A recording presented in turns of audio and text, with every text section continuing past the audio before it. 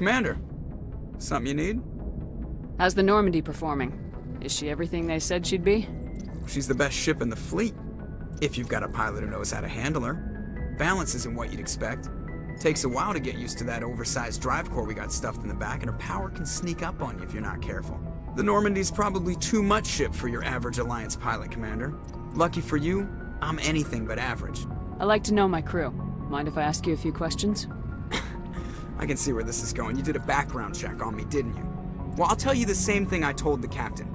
You want me as your pilot. I'm not good. I'm not even great. I am the best damn helmsman in the Alliance fleet. Top of my class in flight school, I earned that.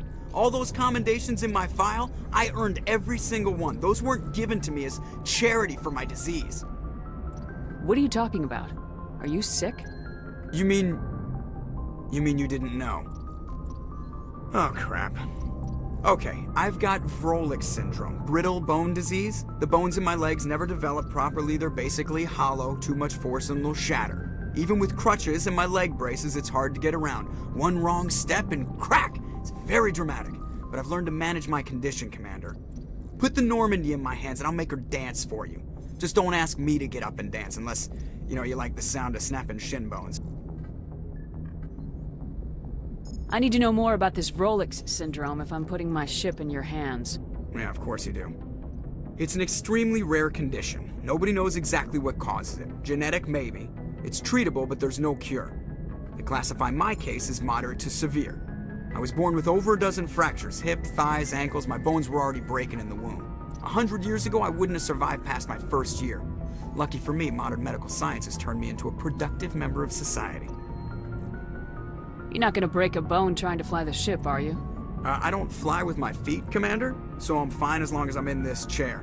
I gotta be real careful when I get up to take a piss, though.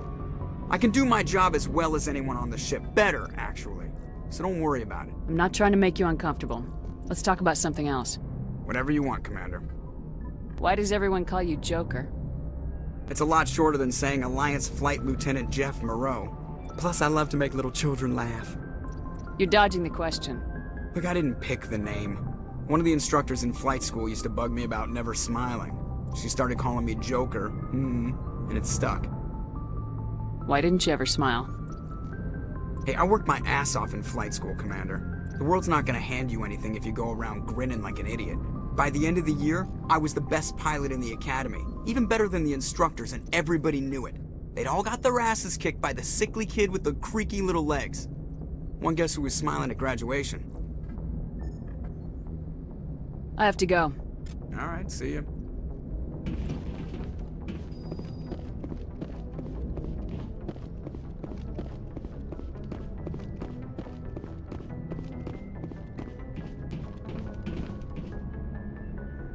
If anyone has to take over for Captain Anderson, I'm glad it's you. I'm not sure about having non-humans on our ship, though. We're all on the same team here, Presley. With all due respect, ma'am, that's what they said about Nihilus. Look how that turned out. I'm in charge here, Presley. I decide if we have non-humans on this vessel. Yes, ma'am. Understood, ma'am. Speak freely, Presley. I want to know if you have a problem with non-humans. It's not that, Commander. Humanity has always handled its own problems. Saren attacked one of our colonies. We should be the ones to stop him. We don't need their help.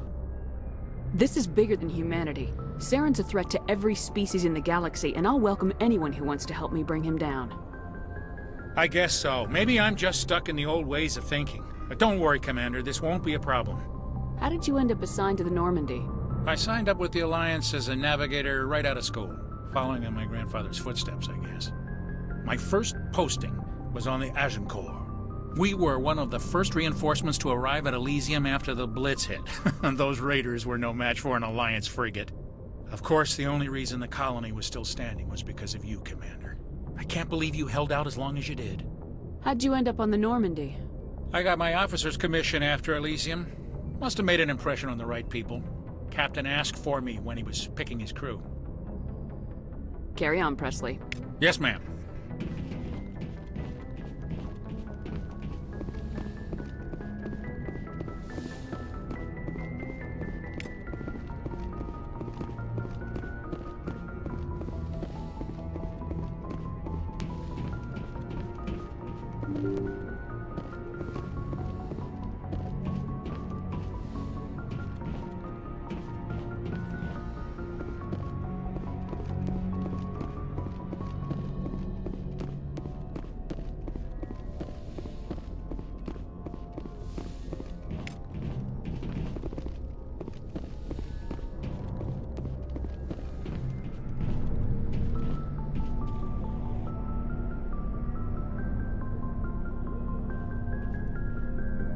Anything you need, Commander?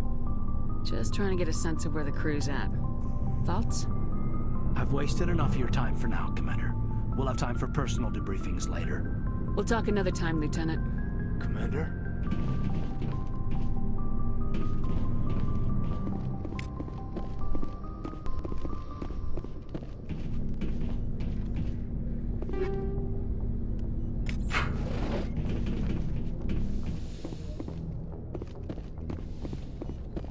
Yes, Commander? Is there something you need? I should go. Goodbye, Commander.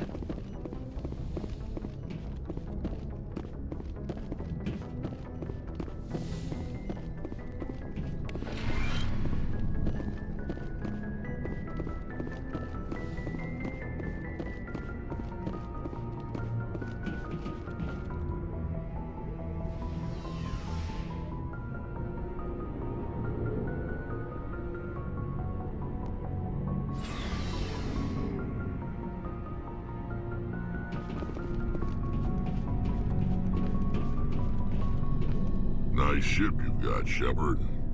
What can I do for you? What's your story, Rex? There's no story. Go ask the Quarian if you want stories. You Krogans live for centuries. Don't tell me you haven't had a few interesting adventures. Well, there was this one time the Turians almost wiped out our entire race. That was fun. I heard about that. You know, they almost did the same to us. It's not the same. It seems pretty much the same to me. So your people were infected with a genetic mutation? An infection that makes only a few in 1,000 children survive birth? And I suppose it's destroying your entire species? I suppose it isn't all the same. I don't expect you to understand. But don't compare humanity's fate with the Krogan. I was just making conversation. I wasn't trying to upset you. Your ignorance doesn't upset me, Shepard. As for the Krogan, I gave up on them long ago.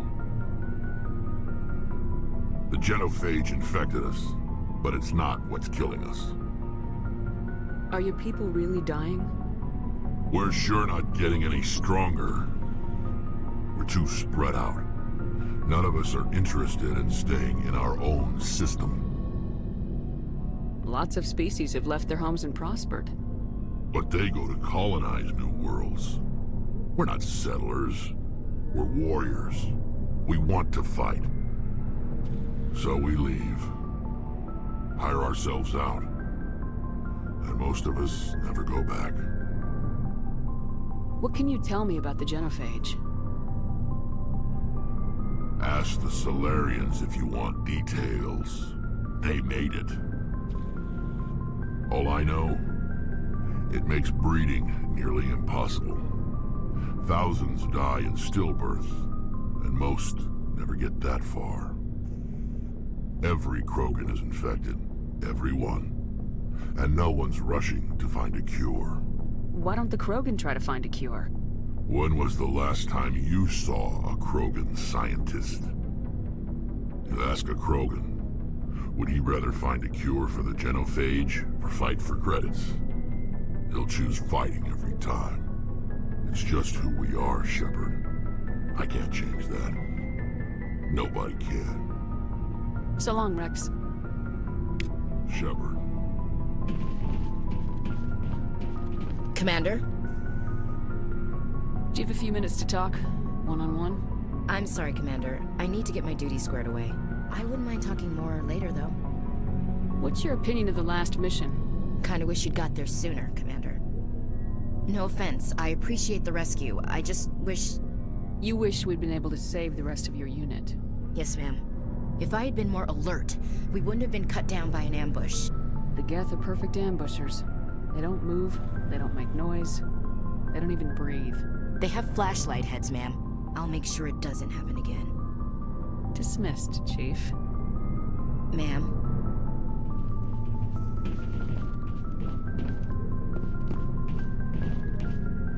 Thanks for bringing me on board, Commander. I knew working with the Spectre would be better than life at CSEC. Have you worked with the Spectre before? Well, no. But I know what they're like. Spectres make their own rules. You're free to handle things your way. At C-Sec, you're buried by rules. The damn bureaucrats are always on your back. For the most part, the rules are there for a reason. Maybe. But sometimes it feels like the rules are only there to stop me from doing my work. If I'm trying to take down a suspect, it shouldn't matter how I do it, as long as I do it. But C-Sec wants it done their way. Protocol and procedure come first. That's why I left. So you just quit because you didn't like the way they do things? There's more to it than that. It didn't start out bad, but as I rose in ranks, I got saddled with more and more red tape. C-Sec's handling of Saren was typical. I just couldn't take it anymore. I hate leaving. I hope you made the right choice. I'd hate for you to regret it later. Well, that's sort of why I teamed up with you. It's a chance for me to get off the Citadel, see how things are done outside C-Sec. Either way, I plan to make the most of this. And without C-Sec headquarters looking over my shoulder, well, maybe I can get the job done my way for a change. If getting the job done means endangering innocent people, then no. We get the job done right, not fast. Got it? I wasn't trying to. I understand, Commander.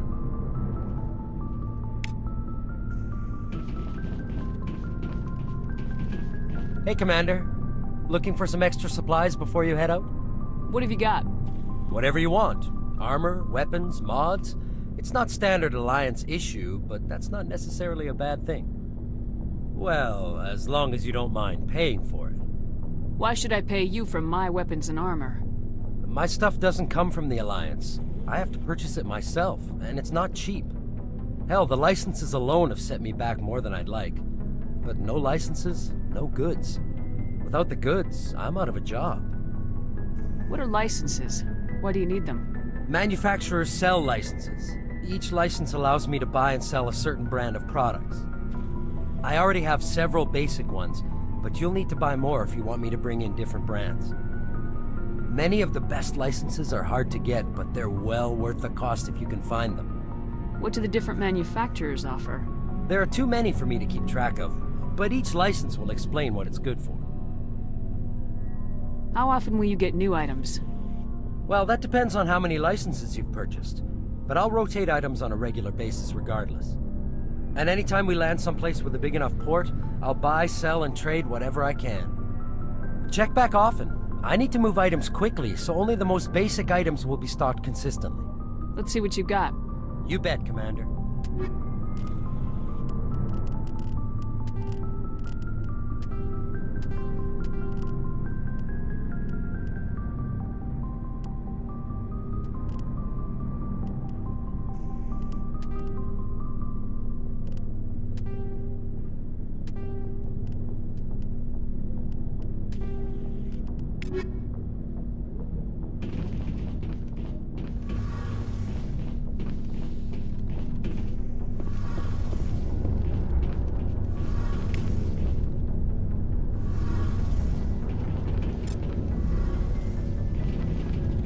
Your ship's amazing, Shepard. I've never seen a drive core like this before. I can't believe you were able to fit it into a ship this small. I'm starting to understand why you humans have been so successful. I had no idea Alliance vessels were so advanced. The Normandy's a prototype, cutting-edge technology. A month ago, I was patching a makeshift fuel line into a converted tug ship in the flotilla. Now, I'm sitting on board one of the most advanced vessels in Citadel space. I have to thank you again for bringing me along. Traveling on a vessel like this is a dream come true for me. I had no idea you found ship technology so interesting. It comes with being a Quarian. The migrant fleet is the key to the survival of my people. Ships are our most valuable resource. But we don't have anything like this. We make do with cast-offs and second-hand equipment. We just try to keep them running for as long as we can. Some of the fleet's larger vessels date all the way back to our original flight from the Geth. I can't believe your fleet's still using ships that are 3 centuries old. They're constantly being repaired, modified, and refitted. They aren't pretty, but they work. Mostly. We've tried to make ourselves as independent as possible on the flotilla. Grow our own food, mine, and process our own fuel. But some things we just can't make on our own. A patch to maintain the hull integrity requires raw materials we just don't have. That's why our pilgrimages are so important. Tell me about your people. Our lives aren't easy. Resources are scarce, and we are constantly on the move. Everything we do must in some way contribute to the continuation of the migrant fleet. There are 17 million Quarians in the flotilla, and each of us relies on the others for survival. The bonds among my people are strong. Unfortunately, we have had to surrender many of the freedoms and civil liberties other species take for granted. What kind of freedoms? Well, it's illegal for parents to have more than one child. If our population grows too much, it would strain our resources to their breaking point. Of course, we also can't allow our numbers to become too few. If our population is in decline, the rule against single births is temporarily repealed. In extreme cases of population decline, incentives are even offered to encourage multiple births, though the Conclave hasn't had to take such measures in nearly a century. That's your government. The Conclave is our civilian branch of government. Each ship can elect a representative to serve on the Conclave and make decisions that affect the fleet as a whole. On matters that affect an individual ship, however, the captain has the final say. It's a tradition that dates back to the early days, when the fleet was governed by martial law. Fortunately, most captains nowadays are smart enough to have an elected council from their crew to give them advice and guidance. So the ultimate power rests with elected officials? In practice, the Conclave and the respective council for each ship tend to set the rules that govern our daily lives. But in theory, we are still under military jurisdiction. The 5 top-ranking military officials in the fleet serve on the Admiralty Board. These 5 have the power to overrule any decision by the Conclave in case of emergency. To do so requires unanimous agreement among the Admiralty, and they can only do this once. After that, the entire board must resign their posts. It's a safeguard that served us well. In nearly 3 centuries, the Admiralty Board has only overruled the Conclave 4 times. I want to know more about the Geth. I doubt I can tell you anything you don't already know. It's been almost 3 centuries since they drove my people into exile. All I know is the story of their origins. What they were when we created them, and how they turned on us. Interesting. The Geth were originally created to serve as an automated manual labor force. Initially, their intelligence was as limited as any VI.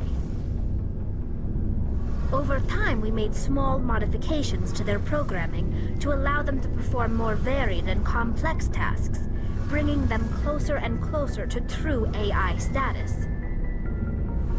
How come the Council didn't step in and stop you?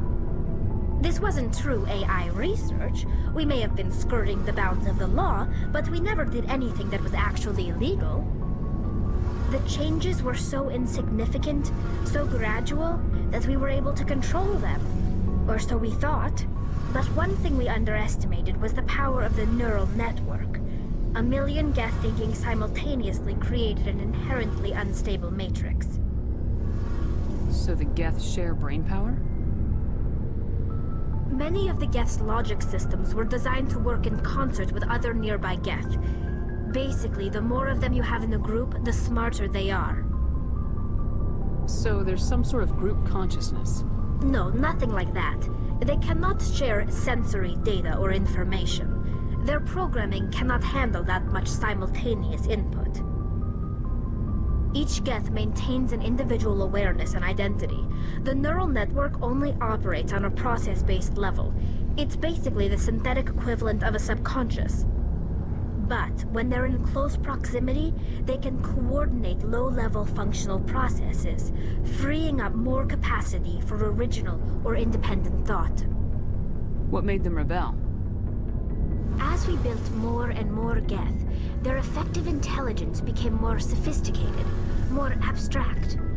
One day, a Geth began to ask its Quarian overseer questions about the nature of its existence. Am I alive? Why am I here? What is my purpose? As you can imagine, this caused a near panic among my people. I don't see what's so bad about those questions. The Geth were created to engage in mundane, repetitive, or dangerous manual labor. That's fine for machines, but it won't satisfy a sentient being for long. The Geth were showing signs of rudimentary self-awareness and independent thought. If the Geth were intelligent, then we were essentially using them as slaves. It was inevitable the newly sentient Geth would rebel against their situation. We knew they would rise up against us, so we acted first. A general order went out across all Quarian-controlled systems to permanently deactivate all Geth.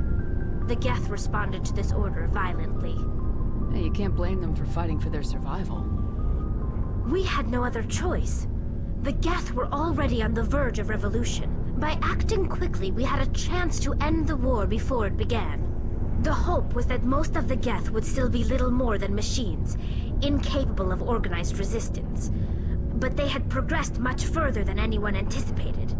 The war was long and bloody. Millions upon millions of Quarians died at their hands. In the end, we were forced to flee our own homeworld. We feared the Geth would pursue us, but they never came beyond the Veil. Now we drift through space, exiled, searching for a way to reclaim what was once ours.